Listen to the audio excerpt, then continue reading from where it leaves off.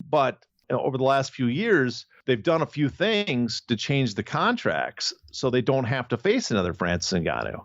And one of the things they did is first of all, they introduced a class action waiver. And that way, if you sign it, you can't take part in class action.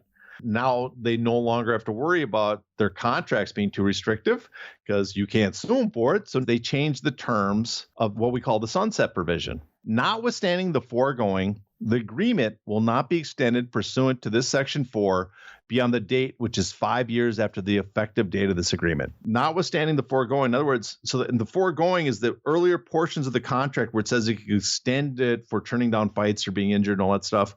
Well, none of that applies. After you reach 5 years, the contract ends no matter what, based on the date that you sign the contract. Now, the new agreement, notwithstanding the foregoing, the agreement will not be extended pursuant to this Section 4 beyond the date, which is 5 years after the fighter's first bout under this agreement, provided that any period of time in which the fighter is unable to compete because she has been suspended or revoked by an athletic commission or an anti-doping agency, or in which fighter unreasonably refuses to accept any bout offered by Zuffa, shall not be counted towards such 5-year maximum term length.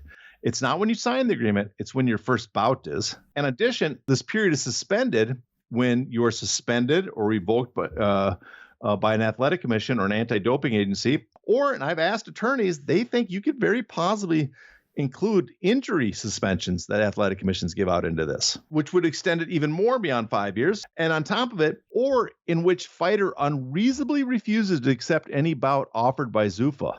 So what is an unreasonable exception of any bout? Basically, that just makes the sunset useless because there's not a hard 5-year limit. This goes back to the period when they're almost perpetual, these contracts. And that means no one going forward can do what Francis Ngannou did, which is just wait out a sunset.